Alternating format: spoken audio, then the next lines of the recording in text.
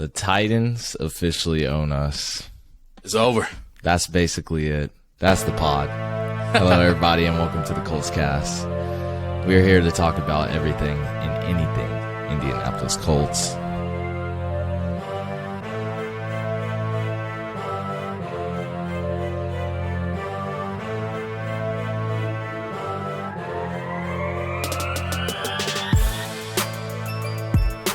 My name is Eric Smith. Ooh, Eric Henry in the building? Yeah, he's living in my mind rent-free right now. Co-host of the Colts Cast alongside me, as always, I have co-host Jamal Lawrence here. For the who or for the shoe? I'm not sure which one we're talking about for right now. Final score, Titans 19, Colts 10. The Colts fall to 3-1 on the season. And we're 1-3-1 in the AFC South. The Indianapolis Colts did not come and play today. Jamal, did they? Did Nope. they show up? Nope. I'll go ahead and start, man. I ain't even going to waste your breath. Let me go ahead and get rolling. We're going to start with the offense first. No, matter of fact, we're going to take it back to the hot takes. I said on the last episode, towards the end, I said the Colts cannot afford to go down 14-0 at halftime.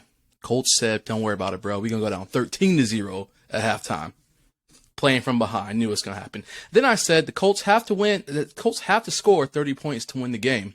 They said, nah, bro, we're going to score 10. Don't worry about the rest. I also said that the Titans would not score more than 24 points. The Titans said, you're right, bro. We're going to score 19. So all I'm saying is that everything I said last on the pregame show was what we needed to do. We had to score. We had to get the turnovers. We weren't supposed to turn over the ball, and we didn't need to go down by 14 points at halftime. All of which we managed to do. All of which resulted in an L. We lost control of the AFC South. We now have one more divisional game, which is Week 18 against the Texans, and I think our destiny has been complete. It is solidified. It Yes. definitely is. I don't think we can win the AFC South now. It's going to be real tough. We, again, just like you said, we beat ourselves. We really did. Mistake after mistake after mistake.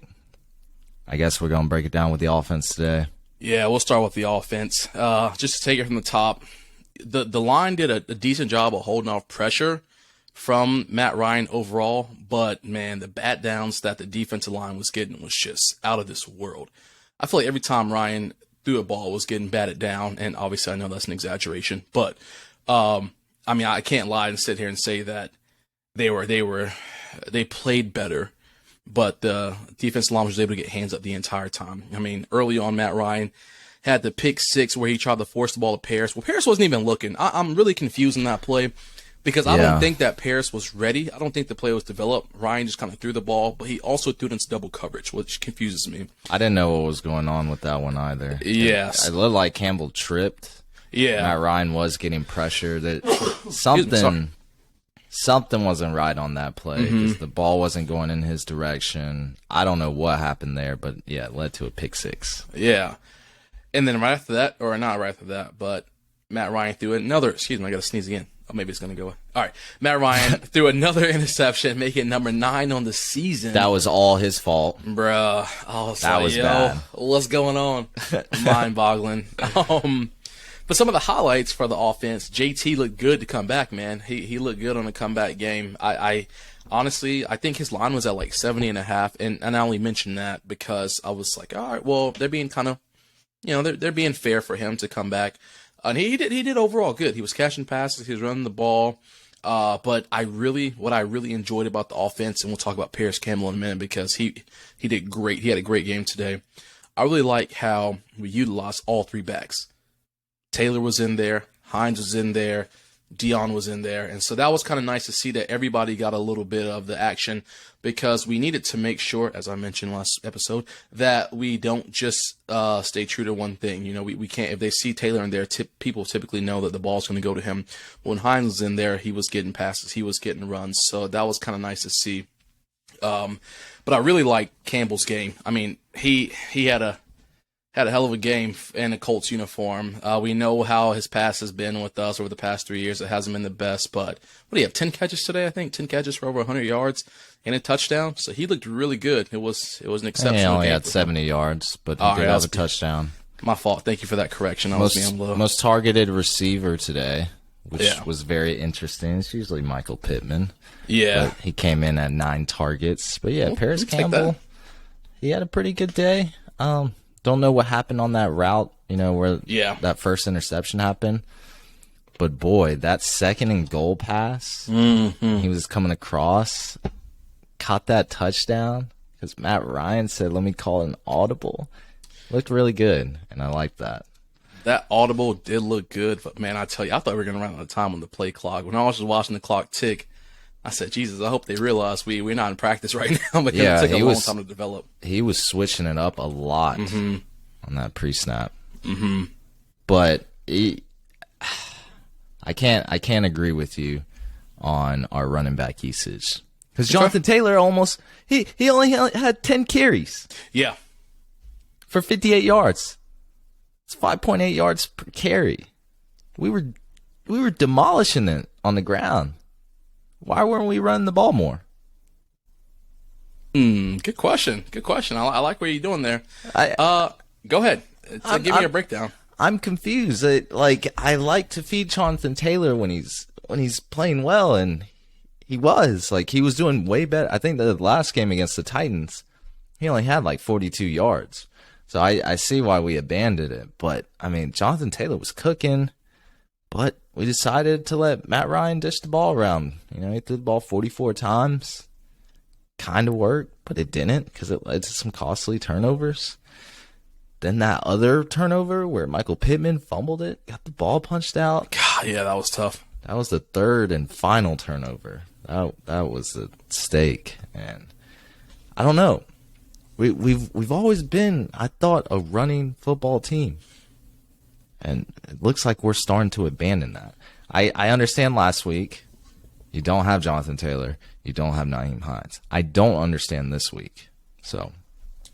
No, I agree with what you're saying there because even talking about last week with Dion, of course, we know he had over 100 rushing yards and he had a lot of catches as well. So even then, I know he didn't get a ton of carries, but we still realized that we had a back who could do something. So it was interesting to see JT start off strong because he did break a couple good runs. And even Nyheim, who had a couple good runs as well. Frank Reich still just kind of said, all right, I'm through with this. So I don't know whether he thought that maybe he would feel better just airing the ball out or the simple fact that, as per usual, for the, 7th week in a row, or I should say 6th week in a row, the Colts are playing down. So they feel like you got to throw the ball. You got to throw the ball. You got to feed it. It was a one-possession game for a while, I felt like.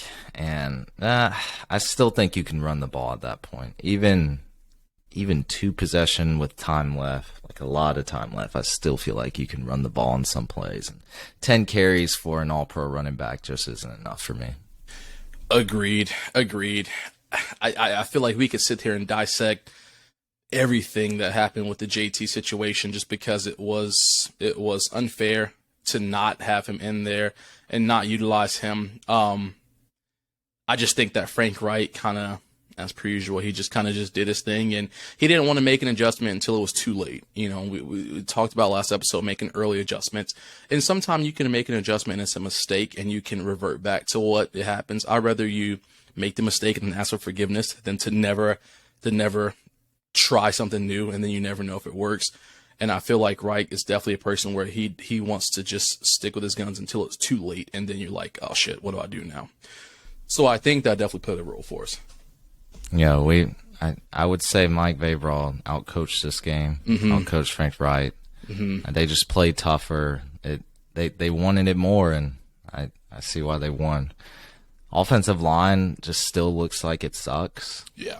And it sucks that we let go of Danico Autry because he was having a day against Big Q. Quinn Nelson, what are we paying you all that money for?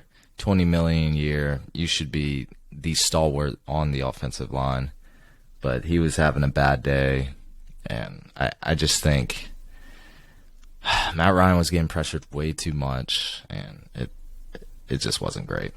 Yeah, and to piggyback off what you just said, I was listening to something earlier this week, and they were talking about how he was Quentin Nelson's kryptonite when he was for the Colts. Even in practice, he used to tear him up all the time. And so it's like a personal vendetta for him, I'm sure, to have Quentin, especially after seeing that big payday. Like, come on, I'm about to take him in. Yeah. I'm taking him to lunch every single day, and he did it. There were plays, and I was just like, what is Q doing?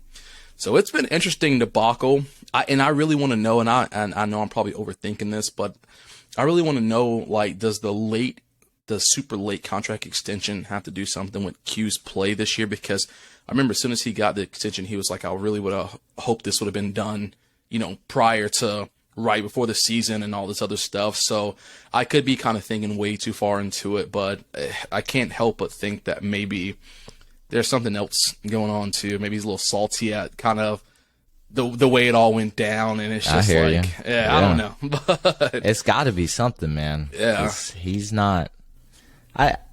This has probably been his, one bad game that I've really noticed. So yeah. I'm not gonna pick on him too much, but for sure.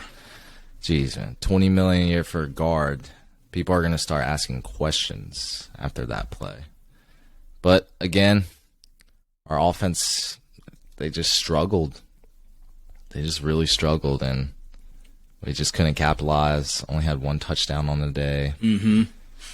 You know what I struggle watching? It's turnovers, man. It's really just turnovers. 3 turnovers, but go ahead. Well, that's one thing, but I also struggle watching Matt Ryan not try to get that first down on that 3rd and 3.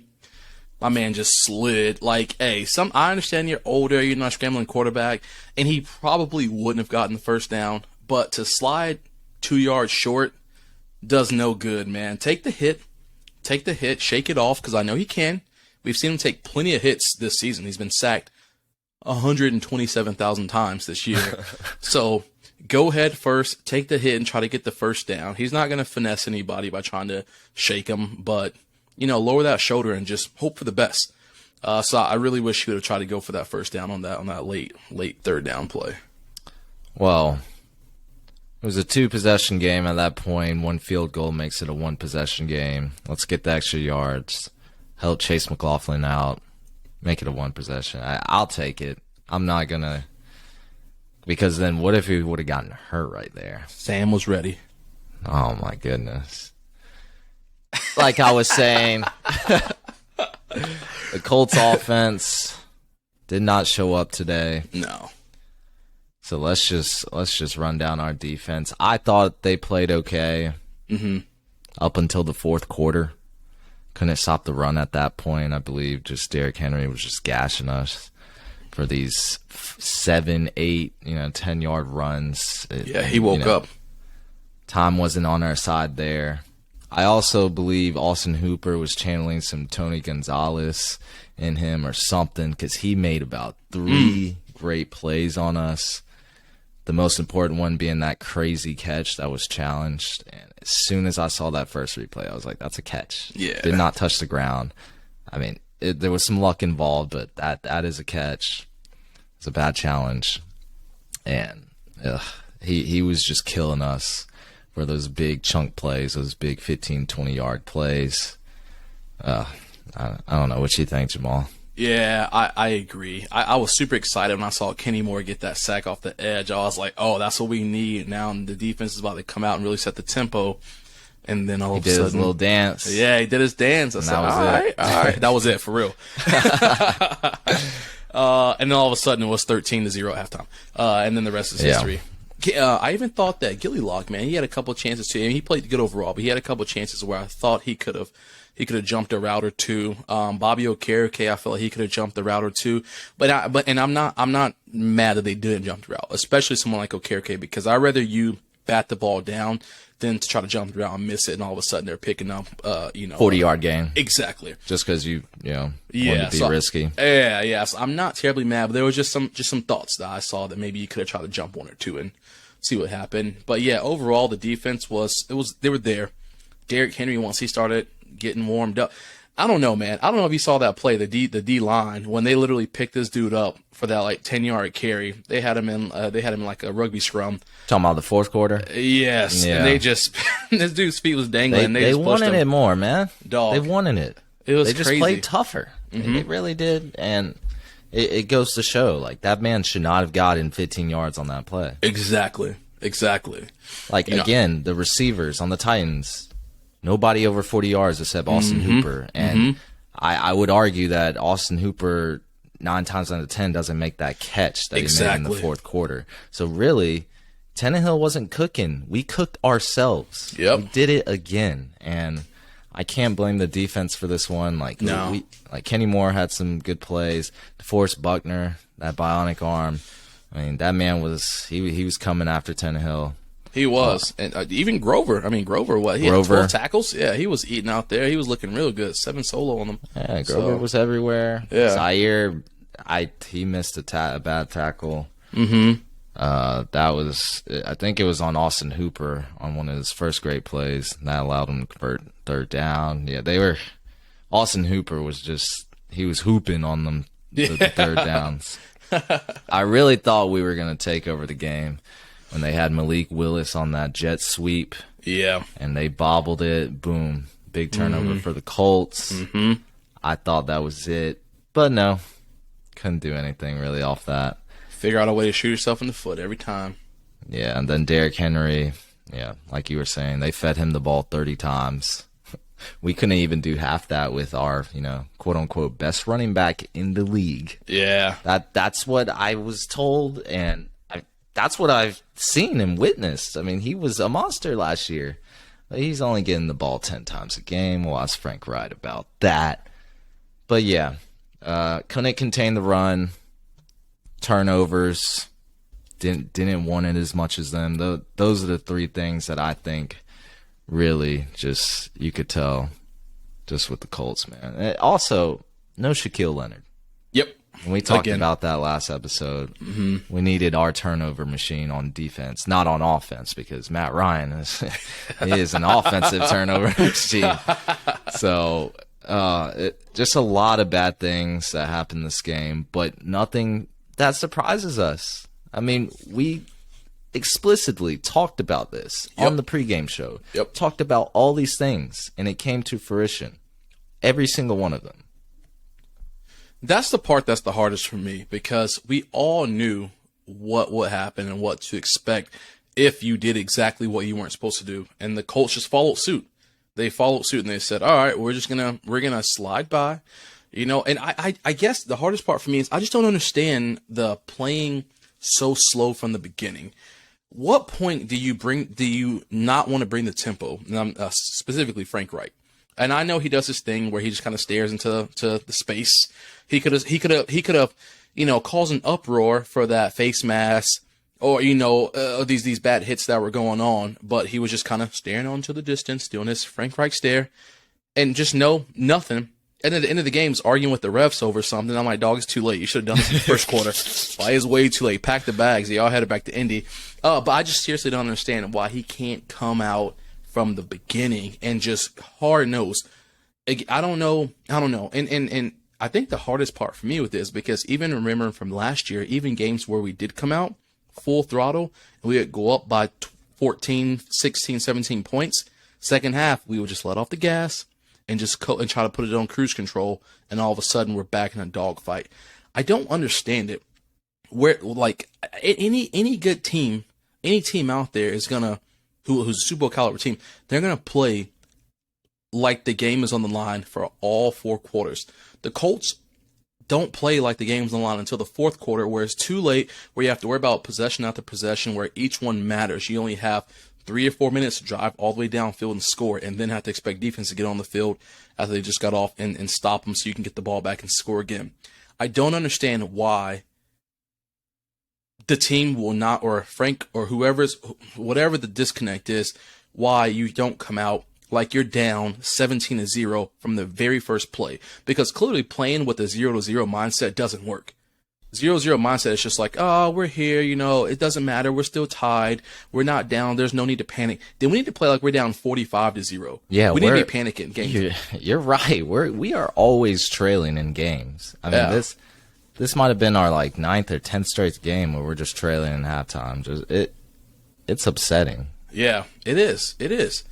And like, I know people get so caught up in the stat of, oh, well, Matt Ryan's a great comeback quarterback. His fourth quarter comebacks are crazy, blah, blah, blah.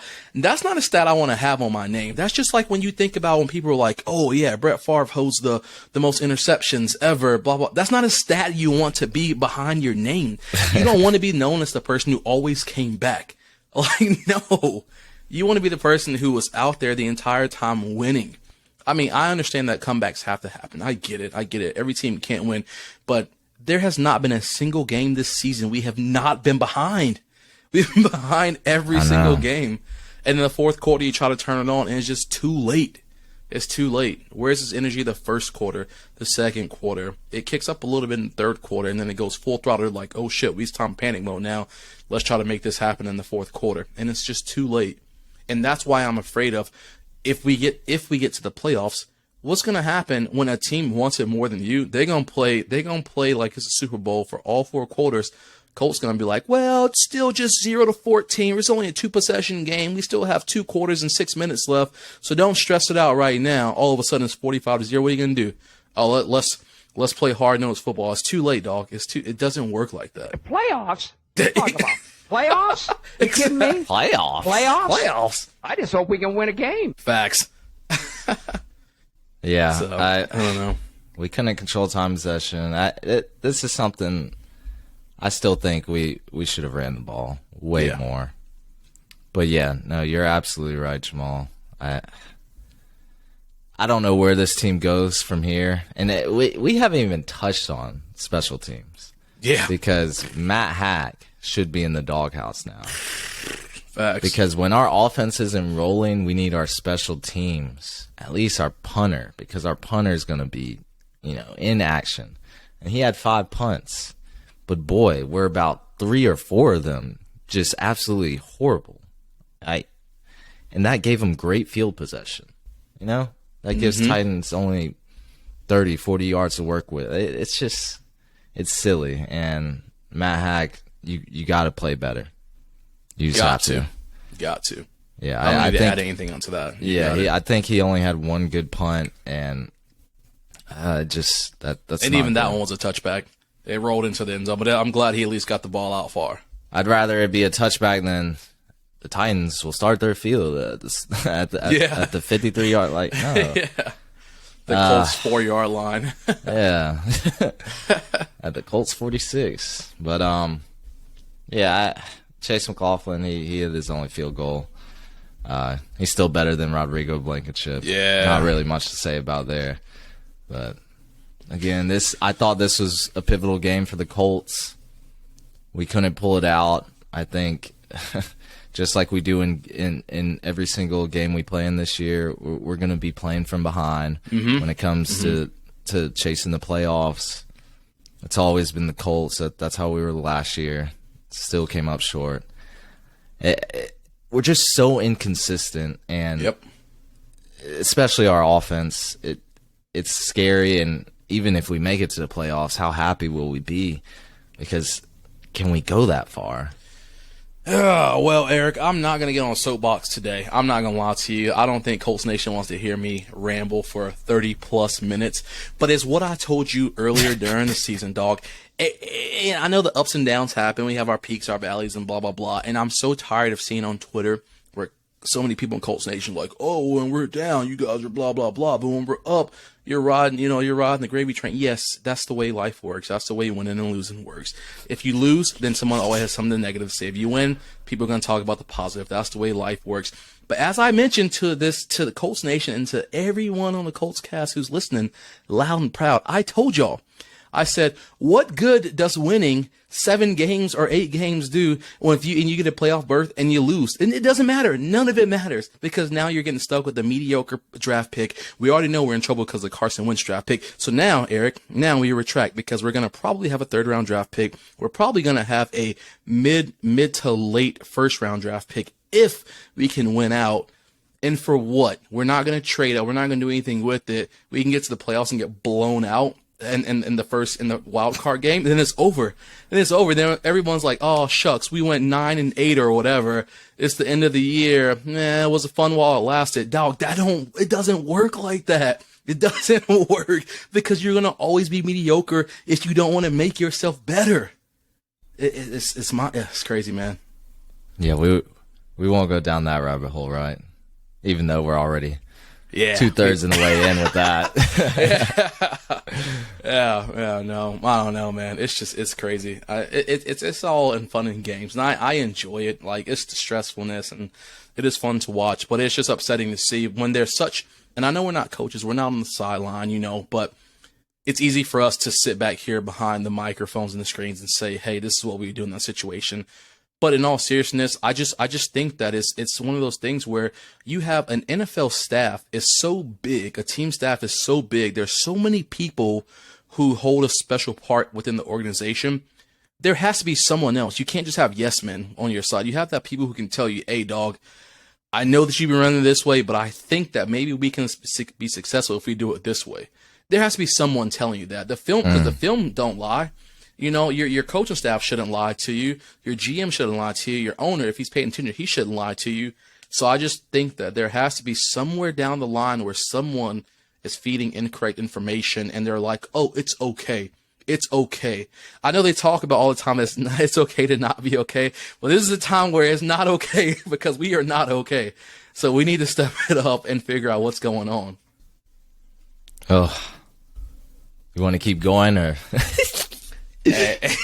Oh, I love it. As much as I want to, I don't want people to get mad at us because I'm out here just tearing them a new one, because I would do the same thing on a win. I don't like to talk about negative stuff whenever we win. So that's why you don't hear me go down a big rabbit hole whenever we win, but I can still do it. You can always pick apart. Again, like I said, it's easier when it's when you get a loss under your belt. But I just think that it's some of these things that can be fixed with minor tweaks can fix it. Just the same way they played with the O-line last week, put Dennis Kelly in, with Pryor over it, blah, blah, blah, and it worked. So start to do other small things to see if it's going to work. Don't just stick with what hasn't been working, because there's a reason it hasn't been working. The definition of insanity, I said it on an earlier episode, is doing the same thing over and over and expecting a different result. If the Colts continue to go down by halftime at 14 points every week, Eric, do you expect to win? No, I do not ever expect to win. Nope. You cannot keep doing the same thing over and over and expect a different result. Those two things just don't go together. It will never work. So, have we scored a touchdown in the first quarter? No. God, no. Is that still a stat? Yeah, no. And I don't know if it's ever going to change, because we love to go 3 and out for the first 3 possessions. It's kind of like just a warm-up thing. Like 9 plays, first half, we'll be all right. Hey, we love the Colts, guys. For sure. Even though Jamal just ripped him a new one in about 7 minutes, but it's just because I care. That's all. It's because I care. Yeah, it's because he cares. I love this team, and we're going to continue loving this team. But boy, we got to keep it real. That's going to be it for us, everybody. I want to thank everyone for tuning into the Colts Cast today. We release episodes bi-weekly. Go ahead and follow us on Apple Podcasts, Spotify, or any platform you use to listen to podcasts. We are also on YouTube now. Go check us out on there. See our faces. Comment, like, subscribe, do whatever you got to do. We will be back next week to give you some more Indianapolis Colts content. Y'all, take care.